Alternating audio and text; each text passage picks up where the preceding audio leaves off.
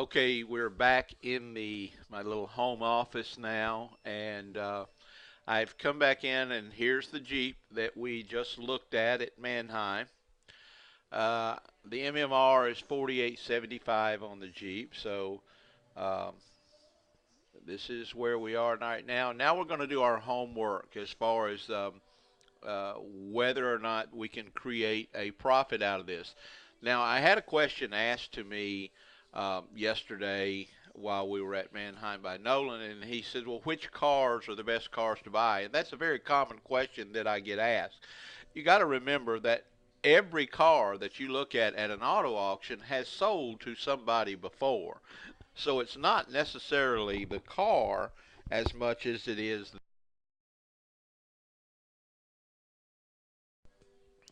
uh, the condition of the vehicle. Just with any investment, you want to reduce your risk, and that is what we do here. Is we learn how to reduce our risk by doing our homework. So basically, what I've done is I've flagged this Jeep now in my workbook at Mannheim, as you'll notice here. The next thing I'm going to do is I'm going to go over here and I'm going to copy and paste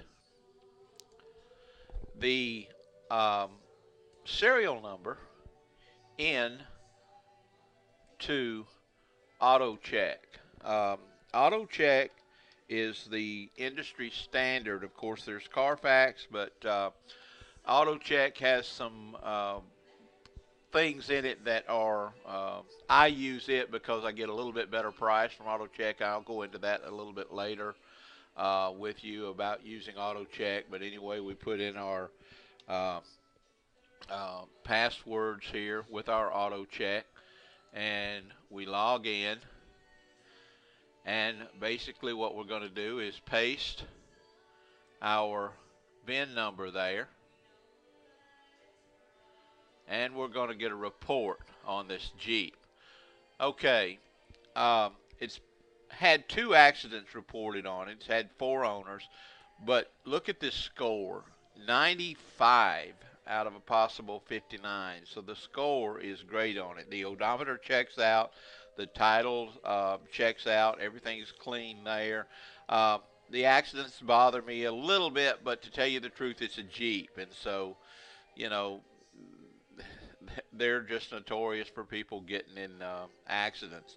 Now we scroll on down here, and we see here that in '02 the vehicle was titled in Tennessee. It's never been further north than Kentucky. So it shows the accident reports here. It may have been vandalism. There's not really anything major on it as far as any rebuilt titles, so that part of it looks pretty good. Uh, I'm still a prospect on the Jeep. You know, my idea, if I can buy this Jeep in the $4,000 range, and I'll be videoing the sale as it comes through as well, and see what the Jeep actually brings at the auction. But so far, so good. Now, if you are a member of our network, you have access to something here that I'm going to show you as well. Within our network, we have a free website that you use, which is a retail website actually, but it's got some great benefits in it. And so I'm going to go to that website, which is our uh, retail website, and bring it up, and it's this. Now, when we go in down here, we want to log in as a dealer.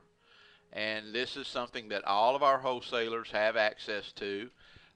Some, not many use it, to be honest with you, but for me, it's very important uh, because I like to know, again, I build my investment opportunities right here. So one thing that I do after I've done my auto check and there's nothing that has turned me off completely on the vehicle, I'm going to go here and I'm going to click add a vehicle.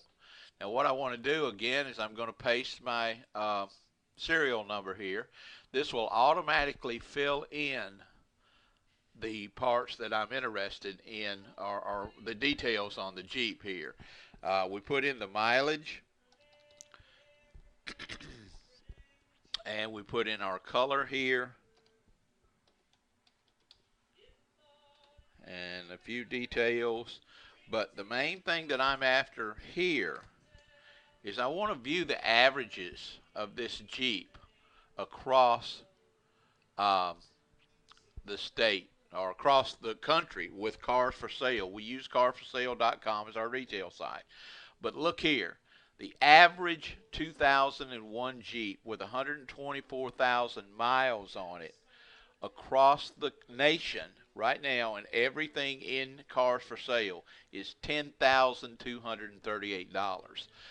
So this Jeep is not going to bring $10,238 in my opinion, but this Jeep could possibly bring exactly what I said in the $7,000 to $8,000 range. This is a good number to play in with when you're selling a vehicle. And when you're buying a vehicle, one thing that you have to remember is you have to start selling it from the minute you start considering buying it, because you may like the vehicle, you may want to drive the vehicle, but it all boils down to this. So this is a big factor for me, that if somebody walks up to me, or if I put the car on Craigslist or somewhere like that, that when people go to compare, they're going to find the average 2001 Jeep in the 9 to 10 to possibly $11,000 range. So that's very important to me. So that's one way that I do my homework. So now that I've got everything put there, I know I've got a good auto check, I know I've got a strong retail value on the car. Now it's to go back and get online and look and see what the vehicle is going to bring through an auction, and I'll be videoing that and bringing it to you as well.